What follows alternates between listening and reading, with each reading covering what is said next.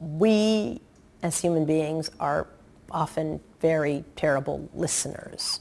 In fact, when we engage people, we don't listen, we just wait to talk next, right? So you talk and then I'm like, wait, let me wait for my, okay, now my turn to get in.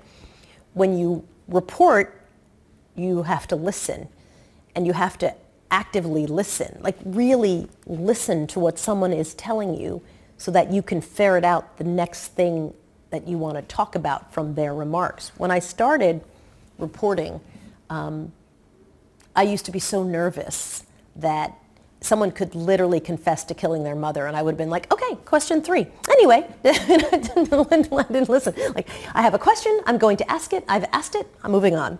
I didn't listen to their answer.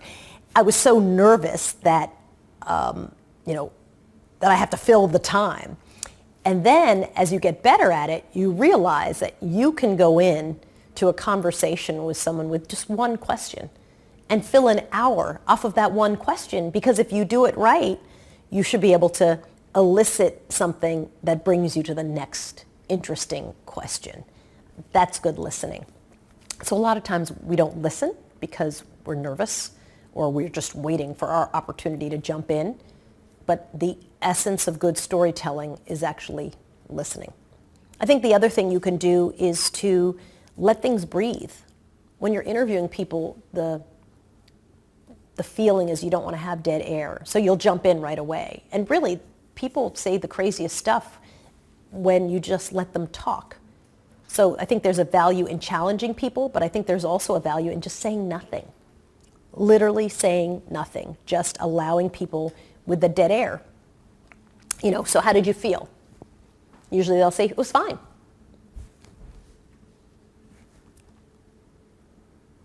And just get comfortable with awkward silences, because in the awkward silence, if you don't fill it, often they'll say, it wasn't fine, it was kind of, and they'll start just babbling about something. And I think you start getting to people's true reactions as opposed to just letting them get away with the first answer.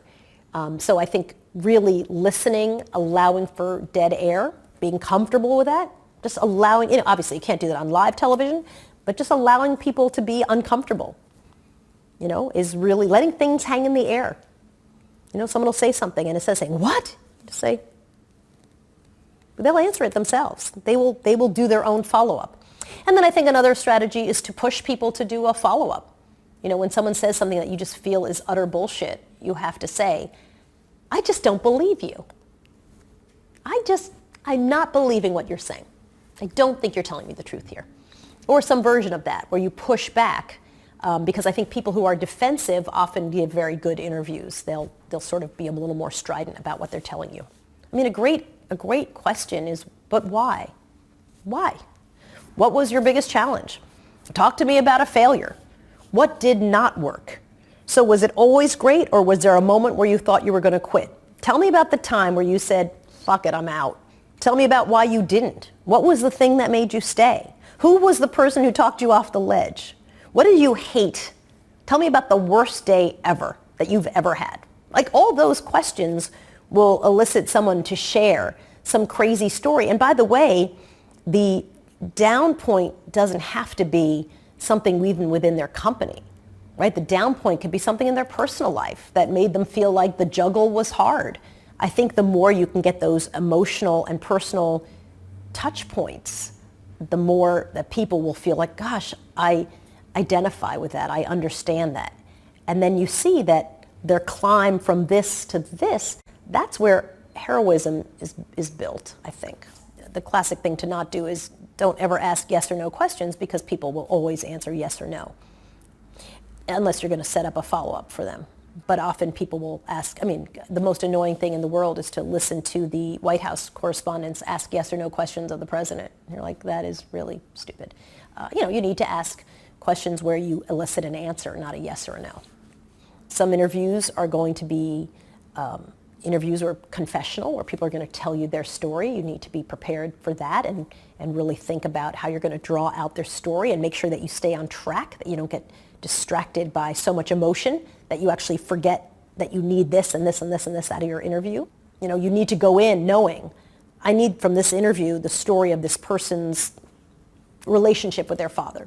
because that's what this story is about, right? So they can tell me all the backstory and they can tell me all this other stuff. At the end of the day, this is a story about their relationship with their dad, so we need to make sure we're really listening for what we need in this story. And you don't get distracted by other stuff. I think you have to both know the beats that you try to get, right? What is this interview about? What are we trying to get? What are the things that I need to walk home with? But also leave enough time and enough space in the interview to be surprised. Some interviews are confrontational. You should be prepared for that.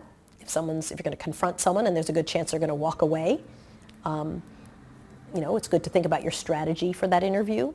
Even an interview that feels like it's going badly is not necessarily going badly if it's a taped or recorded interview. Sometimes it's just the content that you need. You can be feuding with someone, which might feel very uncomfortable, but the interview might actually be really good. We were interviewing Suge Knight the other day for this Biggie and Tupac special. And, he was telling me that he's never done anything illegal in his whole life. I did not believe him, and I told him that since we were talking to him from jail. But the moment is very interesting, even though I think he was not being very honest. So if you're having a confrontational interview, unless for some reason you really want to fight with someone on camera, I think it's nice to bring the temperature down and really have a very chill conversation with them. A girlfriend of mine who's been a great mentor of mine used to say it all the time as, unconfuse me is a great way to frame your thinking. So unconfuse me. If you've been arguing against this, why would you accept money for such and such?